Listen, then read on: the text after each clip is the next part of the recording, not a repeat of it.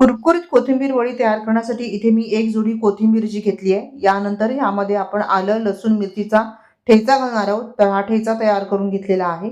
कोथिंबीर बारीक चिरून वाटीने मोजून घ्यायची आणि त्याच वाटीने आपल्याला पिठं घालायचे. आता इथे मसाले घालायचे.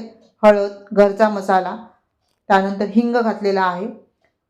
सफेद तीळ, ह्यामुळे कुरकुरीतपणा छान येतो, त्यामुळे 2 चमचे घातलेला आहे. ओवा घातलेला आहे. त्यानंतर हा ठेचा घातलेला आहे. चवीनुसार ह्यामध्ये मीठ घालायचं आणि हे सगळं व्यवस्थित एकदम मळून मळून घ्यायचं.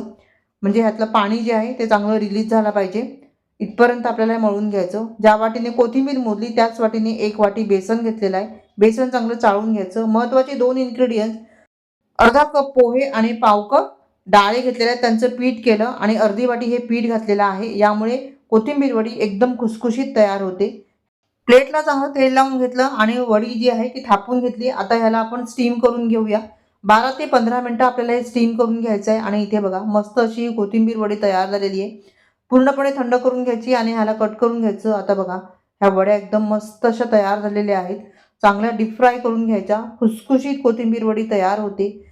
डिटेल रेसिपी चॅनलवर अपलोड केलेली आहे, नक्की बघा. आवडलं तर लाईक आणि कमेंट करायला विसरू नका.